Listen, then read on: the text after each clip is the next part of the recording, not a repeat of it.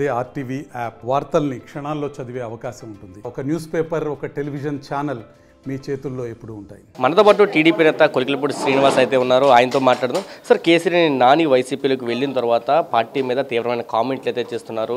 విజయవాడ పార్లమెంట్కి సంబంధించి విజయవాడ చంద్రబాబుకి ఇష్టం లేదు, అభివృద్ధి చేయలేదని చెప్పి సూటిగా ప్రశ్నిస్తున్నారు.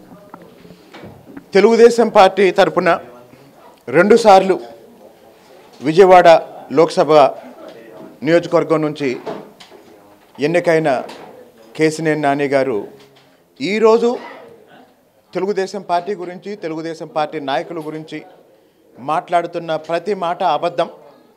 మరి ఆయన ఎందుకు మాట్లాడుతున్నాడు అంటే, ఈరోజు వైఎస్ఆర్సీపీలో చేరిన తర్వాత జగన్మోహన్ రెడ్డి గారికి దగ్గర అవ్వాలన్నా, జగన్మోహన్ రెడ్డి గారిని తృప్తిపరచాలన్నా, లేదా వైఎస్ఆర్సీపీలో తన ఉనికిని అందరికీ చూపించుకోవాలన్నా ఆయనకున్న ఒకే ఒక మార్గం ఏంటంటే తెలుగుదేశం పార్టీని, ముఖ్యంగా చంద్రబాబు నాయుడు గారిని దూషించటం. ఆ ఒక్క కారణం, తన ఉనికిని కాపాడుకోవటం కోసమే కేశినేని నాని ఈరోజు తెలుగుదేశం పార్టీ మీద విమర్శలు చేస్తున్నారు. అంటే మీరు ఆర్జీవీ మీద కూడా కొన్ని కామెంట్లు చేశారు. ఆర్జీవీ మీద కేసు కూడా పెట్టిన పరిస్థితి కనిపిస్తుంది. తరువాత మీరు టీడీపీ సభ్యత్వం తీసుకున్నారు, టీడీపీలో జాయిన్ అయ్యారు. ఇది పార్టీ వెనకాల నడిపిస్తుందని అనుకోవచ్చా?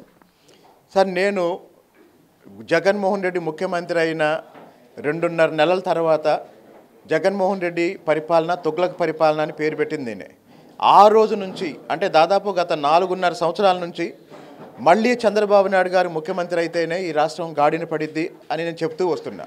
కాబట్టి దానికి దీనికి సంబంధం లేదండి. అంటే కొలికిలపూడి శ్రీనివాస్ పార్టీలో జాయిన్ అయింది, తిరువూరు టికెట్ ఆశిస్తున్నారు, తిరువూరులో ఆయన ఎమ్మెల్యేగా పోటీ చేయబోతున్నారు, ఒక వార్తలు వస్తున్నాయి. ఏం చెప్తారు? ఇప్పుడు ఎన్నికల్లో పోటీ చేయడానికి ఈ దేశ పౌరుడిగా నాకు అన్ని అర్హతలు ఉన్నాయండి. అర్హతలు ఉన్నాయి, అది ఎక్కడైనా పోటీ చేయొచ్చు. కానీ తిరువూరు నుంచి టికెట్ ఆశిస్తున్నారు కాబట్టే పార్టీలో ఇప్పుడు జాయిన్ అయ్యారు. ఎన్నికల సమయంలో అక్కడి నుంచి పోటీ కన్ఫామ్ అయ్యిందని కూడా వార్తలు వస్తున్నాయి. రాజకీయంగా నా ముందున్నది ఒకటే ఒక కర్తవ్యం అండి, చంద్రబాబు నాయుడు గారు అప్పగించిన పని అమలు చేయటం. అంటే మీరు పోటీ చేస్తారనేది క్లారిటీ ఇవ్వట్లేదు. చంద్రబాబు నాయుడు గారు ఏం చెప్తే ఆ పని చేస్తానండి. అంటే ఇప్పటికే మీ మీద విమర్శలు, అమరావతి రాజధాని ఉద్యమంలో ప్రభుత్వం చాలా కేసులు పెట్టింది, చాలా నిర్బంధం ప్రయోగించింది. ఇప్పుడు డైరెక్ట్గా పార్టీకి వచ్చిన పరిస్థితి, ఈ నేపథ్యంలో నిర్బంధం మరింత పెరిగే అవకాశం ఉందని భావిస్తున్నారు. వాస్తవానికి జగన్మోహన్ రెడ్డి వల్ల నష్టపోయిన, మోసపోయిన అన్ని వర్గాల ప్రజలు వివిధ రూపాల్లో ఈ ప్రభుత్వం మీద పోరాటం చేస్తున్నప్పుడు ఆ ప్రజల గొంతుని అణచివేయటానికి ప్రభుత్వం చేసిన ఒకే ఒక పని పోలీస్ కేసులు. దాదాపు గత 5 సంవత్సరాలుగా 60,000 మంది తెలుగుదేశం పార్టీ కార్యకర్తలు, నాయకుల మీద కేసులు పెట్టింది. కానీ ఏ కేసుకు కూడా ఎవరు భయపడలేదు. భయపెట్టాలని ప్రభుత్వం ప్రయత్నం చేసింది, కానీ కార్యకర్తలు ఎవరూ భయపడలేదు. మరి దాదాపు 4-5 సంవత్సరాలుగా భయపడని కార్యకర్తలు ఇంకో 2 నెలలు ఉండే జగన్మోహన్ రెడ్డికి భయపడతారు అని జగన్మోహన్ రెడ్డి అనుకుంటే అది ఆయన భ్రమ.